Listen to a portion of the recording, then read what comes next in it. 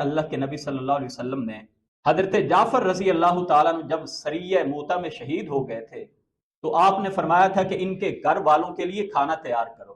تو ہمیں حکم دیا، رشتہ داروں کو حکم دیا، محلے دار جتنے بھی ہیں ان کو حکم دیا کہ ان کے کھانے کا اہتمام آپ نے کرنا ہے. کن کا؟ جن کی وفات ہوئی ہے. نہ کہ یہ کہ جو بھی 300 بندہ آیا ہے قبرستان میں ہی کھڑے ہو کے کہہ رہے ہوتے ہیں جی کھانا کھا کے جانا. کتنی شرم کی بات ہے. کھانا خوشی کے موقع پہ ہوتا ہے، وفات پہ نہیں ہوتا. ہم نے اس کو ایسا ٹرینڈ بنایا کہ اگر کئی لوگوں کو دیکھا ہے وہ ناراض ہو جاتے ہیں جی ہمیں کھانے کی دعوت ہی نہیں دی، اور قبرستان پہ کھڑے ہو کے اس فیملی کو وقت پڑا ہوتا ہے وہ کہہ رہے ہوتے ہیں جی آپ سب نے کھانا کھا کے جانا ہے. یہ اللہ کے نبی صلی اللہ علیہ وسلم کی تعلیمات کی کھلم کھلا خلاف ورزی ہے. ہر بندہ اللہ کے فضل و کرم سے گھر میں اچھا کھاتا پیتا ہے. جس گھر میں فوتگی ہو گئی ہے اس گھر سے کھانا یہ ویسے ہی باعث شرم کی بات ہے.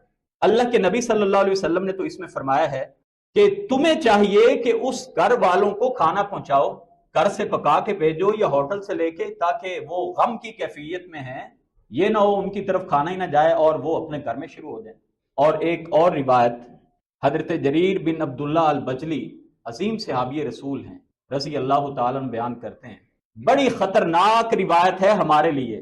اسی روایت کو دیکھ کے بعض اہل علم نے کہا ہے کہ میت والے گھر سے جنازے والے دن کھانا کھانا یہ حرام ہے. حضرت جریر بن عبداللہ البجلی بیان کرتے ہیں کننا نرل اجتماع الی اہل المیت، کہ میت والے گھر میں ہم جمع ہو کے بیٹھ جانا اور جو لوگ میت والوں کے پاس آئے ہیں ان سب کے لیے کھانا تیار کرنا، اس کو نوحہ شمار کرتے تھے. رونا پیٹنا یہ اس میں سے شمار کرتے تھے. سنن ابن ماجہ شریف کی روایت.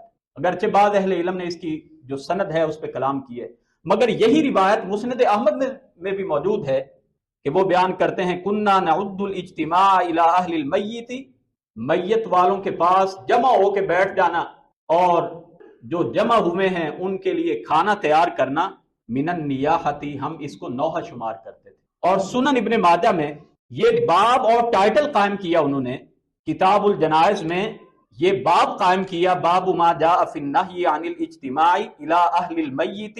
انہوں نے باب قائم کیا ہے امام صاحب نے کہ جس گھر میں فوتگی ہو اس گھر میں جمع ہونا، اجتماع کر لینا اور ادھر کھانے کی تیاری کرنا یہ منع ہونے پہ انہوں نے ایک باب قائم کیا ہے. تو جس گھر میں فوتگی ہو وہاں پہ جناب دیگوں کا رش لگا ہوتا ہے، ایسے لگ رہا ہوتا ہے جیسے یہاں پہ کوئی ولیمہ ہے.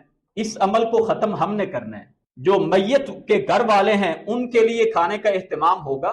دوسری بات، جو احباب دور سے آئے ہیں جو یہاں پہ نہیں رہتے، ایک طرح سے مہمان بن کے آئے ہیں، ان کے لیے بھی کھانے کا اہتمام ہوگا. اور اس کے اندر اگر ہم وجہ سمجھیں، آج اس بات کو جو ہمارے اندر آ گئی ہے، اتنی خرابیاں ہمارے معاشرے میں ہو رہی ہیں کہ ہم روزمرہ دیکھتے ہیں. دیہات میں نے یہ برائی بہت زیادہ دیکھی کہ وفات کے موقع پر بھی باریاں لگی ہوئی ہیں. کسی آدمی کی کوئی وفات ہوئی ہے، جس نے ان کی وفات پہ کھانا دیا تو ان کا بندہ مرے گا تو ہم نے بھی پھر ہی کھانا دینا ہے. استغفر اللہ. یعنی ہر چیز میں ہم نے باریاں لگا رکھی ہیں. جیسے شادی بیاہ پہ ہوتا ہے نا جی، اس نے نیوندرا کتنا دیا ہم نے بھی اتنا ہی دینا ہے. جس نے ہماری وفات پہ کھانا دیا ہم نے بھی کھانا ویسے ہی دینا ہے. اور میں نے ایسے بھی حالات دیکھے جی، اچھا انہوں نے ہمارے کھانے پہ بریانی دی تھی، ہم نے بھی بریانی دینی ہے. نہیں جی، انہوں نے قورمہ دیا تھا تو ہمیں بھی قورمہ ہی دینا چاہیے. یہ عجیب و غریب باتیں ہمارے اندر آ گئی ہیں.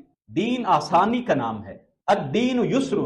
یہی وجہ ہے کہ بعض احباب جن کے ہاں فوتگی ہوتی ہے وہ جب دیکھتے ہیں کہ ہمارے مہمانوں کو اچھا کھانا دینے والا کوئی نہیں ہے تو وہ روک دیتے ہیں جی آپ کھانا نہ دیں، ہم خود ارینج کریں گے. فوتگی کے موقع پر بھی ہمارے ہاں اپنا سٹیٹس بچایا جا رہا ہوتا ہے. لوگ دیکھ رہے ہوتے ہیں، اچھا دیکھیں جی اتنے مالدار ہیں اور انہوں نے کھانا کیا دیا. تو اس لیے کوشش کریں کہ فوتگی والے گھر سے کھانا نہ کھائیں. جن علماء نے اس کو حرام کہا ہے یہ ان کا قول ہے، میں اس کو حرام تو نہیں کہتا، یہ تو بہت سخت فتویٰ ہو جائے گا. لیکن یہ میں بھی سمجھتا ہوں کہ لوکل آدمی جس کا گھر اس شہر میں ہے، اس علاقے میں ہے، اس کا بغیر کسی وجہ کے اس جگہ پہ بیٹھ کے عام مہمانوں کے ساتھ کھانا کھانا گناہ، اس کو میں بھی سمجھتا ہوں اس حدیث کی روح سے. مشہور محدث ہیں وہ اسی حدیث کو بیان کرنے کے بعد اس کی شرح میں لکھتے ہیں کہ گویا کہ اس عمل پہ تمام صحابہ کا اجماع ہے کہ گھر والوں سے کھانا نہ کھایا جائے. علامہ شوکانی رحمۃ اللہ علیہ بیان کرتے ہیں کیونکہ اس وجہ سے میت والوں پہ بوجھ پڑتا ہے. اب یہ تو بات ہے کہ اس دن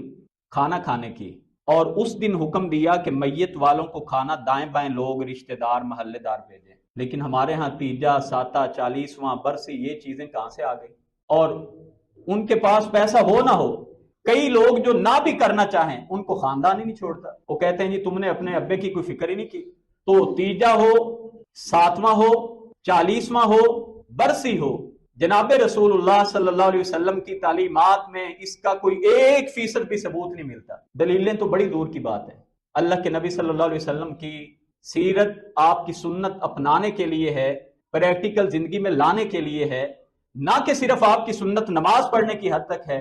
وہ سیرت آپ کی معیشت ہو، معاشرت ہو، عبادت ہو، معاملات میں سے معاملہ ہو، کوئی بھی ہو، ہر معاملے میں جناب رسول اللہ صلی اللہ علیہ وسلم کی تعلیمات ہمارے لیے واضح ہیں، اور اللہ نے حکم دیا اطیعوا اللہ و اطیعوا الرسول، اللہ کی اطاعت کرنی ہے، رسول اللہ صلی اللہ علیہ وسلم کی اطاعت کرنی ہے۔